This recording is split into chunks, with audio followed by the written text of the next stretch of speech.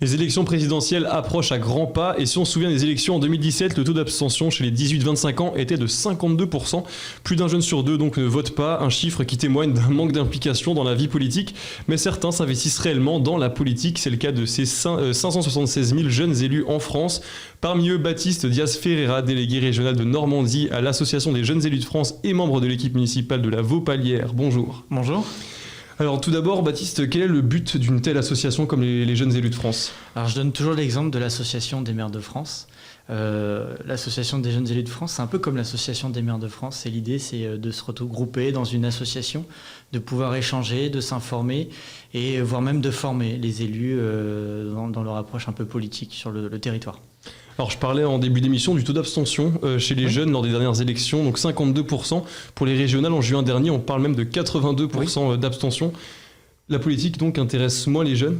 Oui, alors dans les 82%, on a même vu que finalement qu'il y avait 30% de jeunes qui ne connaissaient même pas les candidats. Donc on peut voir aussi que les jeunes ne s'intéressent pas en politique. Néanmoins, ils s'intéressent à la vie associative. Donc la question se pose, c'est savoir pourquoi ils s'intéressent à la vie associative et non pas à la vie politique. Moi, je pense honnêtement que beaucoup de jeunes, et ce que j'ai pu entendre aussi, c'est que beaucoup de jeunes sont dégoûtés de la politique, clairement. Et je me suis, par exemple, investi en politique parce que j'étais d'abord dans le monde associatif et je me disais justement, si je veux faire avancer mon association, il faut que je m'investisse ailleurs.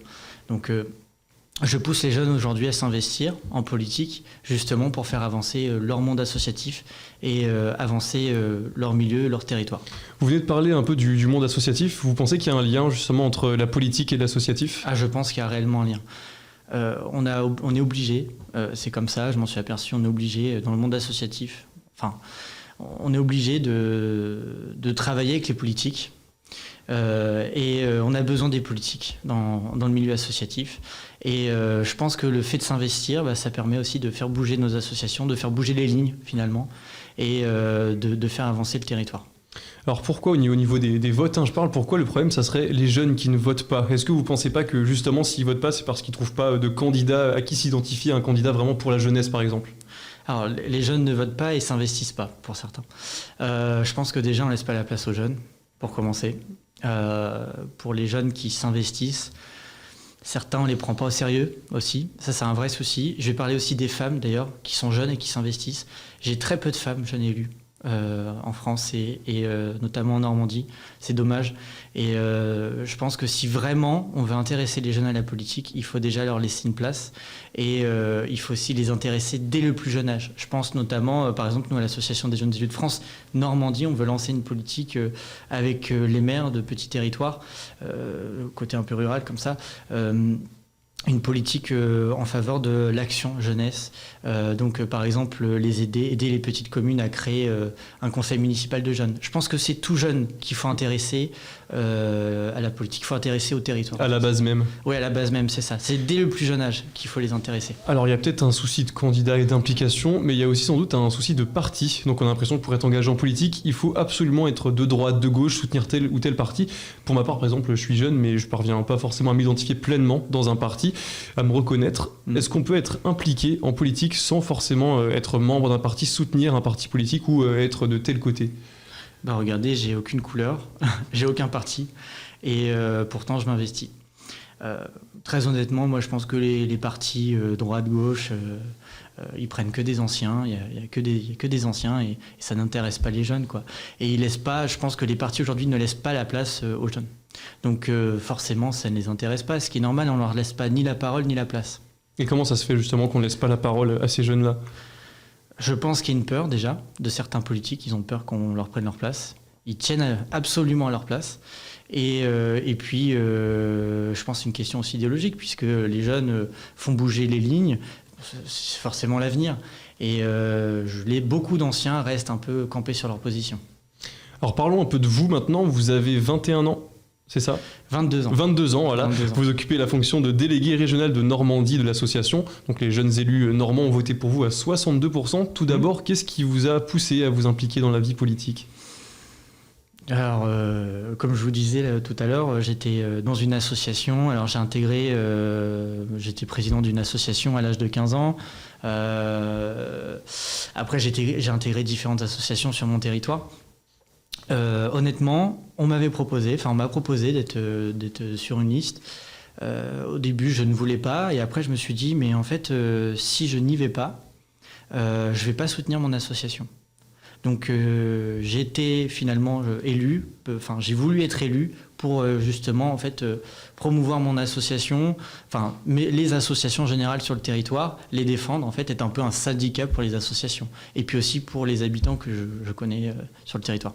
Donc vous êtes vraiment, vous avez une vie associative assez forte depuis vos 15 ans à peu près. C'est du coup de là que ça vient. Vous avez réussi à allier un petit peu associatif et politique, ces deux thèmes qui vous tiennent à cœur. C'est de là, c'est justement de là, ce que vous avez dit, c'est là d'où ça vient en fait. Justement, la politique, l'envie politique, ça vient vraiment de l'associatif. Alors à quelques mois de la présidentielle, au niveau de l'association et de vous, quels sont vos objectifs en tant que délégué régional ? Multiples, elles sont multiples, puisque d'une part c'est d'intéresser les jeunes à la politique, permettre justement, mais ça c'est sur du long terme, permettre justement aux jeunes de voter, les impliquer, aller voter, les impliquer aussi dans la vie active, finalement pas qu'associative mais politique. Donc vraiment là on demande aujourd'hui, c'est aux maires, c'est de leur laisser la place aux jeunes à s'investir. S'ils veulent vraiment que les jeunes votent aujourd'hui, il faut leur laisser la place. Voilà, moi ce que je demande aujourd'hui aux politiques, c'est de laisser la place aux jeunes pour qu'ils puissent s'impliquer, et je suis sûr que si on laisse la place aux jeunes, d'autres jeunes seront intéressés en la politique, à la chose politique, et même s'ils ne vont pas s'investir en politique, du moins ils iront voter. Et puis surtout que la société évolue, donc logiquement les gens évoluent aussi, quoi de mieux entre guillemets que des jeunes pour... Voilà, c'est ça, exactement. La société évolue, les jeunes font évoluer aussi les choses. Donc pour les 18-30 ans, pour l'implication politique, est-ce que vous avez des choses de prévues pour favoriser cette implication ? Alors c'est vrai que c'est compliqué au vu du contexte sanitaire de faire des événements dans les facultés ou autres. C'est ce qu'on avait pensé, mais c'est compliqué. Mais j'espère que plus tard on pourra le faire. Mais sur du long terme, l'idée c'est justement d'aider d'abord les communes à construire, comme on avait dit, des conseils municipaux de jeunes, parce que je pense que d'ici 10-20 ans, voilà, ça va pouvoir les aider, ça va pouvoir aider les jeunes à s'impliquer. Ce qu'on veut mettre aussi en place cette année, c'est vraiment une campagne justement sur aller voter, mais bien plus loin que ça, c'est-à-dire investissez-vous aussi pour vos territoires, bien plus que l'associatif. Présentez-vous sur une liste ou autre, mais soyez intéressés par la vie locale. Alors vous voulez favoriser le vote, etc., pousser les jeunes à aller voter, mais si justement les jeunes n'ont pas de candidat pour qui voter, ne se retrouvent pas dans un candidat, c'est quoi le mieux ? Ne pas voter, l'abstention, voter blanc, voter pour un candidat pour ne pas voter pour l'autre ? Alors je dirais allez voter, mais votez blanc. Voilà, simplement allez voter. Au moins vous faites la démarche, vous êtes présent, vous faites votre droit finalement, parce que c'est quand même un droit. Allez voter, et votez blanc. Alors là aussi, c'est un autre débat, et ce que je regrette, c'est que le vote blanc n'est pas comptabilisé. Et ça, c'est dommage. Mais ça serait bien justement aussi, là par exemple, de demander aux politiques, de dire aujourd'hui, comptabiliser enfin les votes blancs, savoir un peu qui est favorable finalement à toute cette politique actuelle, et est-ce qu'aujourd'hui les gens sont mécontents ? Si justement on comptait les votes blancs, vous pensez qu'au niveau des politiques des candidats, il y aurait un petit peu de la remise en question justement ? Remise en question, certes, mais on regarde finalement les chiffres de l'abstention, les politiques ne se remettent pas toujours en question. Donc l'abstention, c'est un moyen finalement de voter blanc.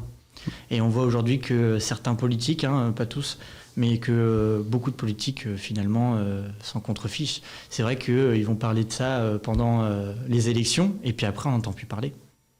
Alors dans votre campagne, j'imagine que vous menez, la campagne que vous avez prévue, vous avez mené des choses ici à Rouen, ou en tout cas dans Seine-Maritime. Qu'est-ce que vous avez prévu de concret ? Est-ce que vous avez des choses concrètes de prévues pour l'instant pour cette campagne ? Alors ça va être surtout des campagnes réseau, au vu du contexte sanitaire, TikTok, on va avoir aussi Instagram, parce que là ça touche vraiment les jeunes, et on va avoir aussi Facebook.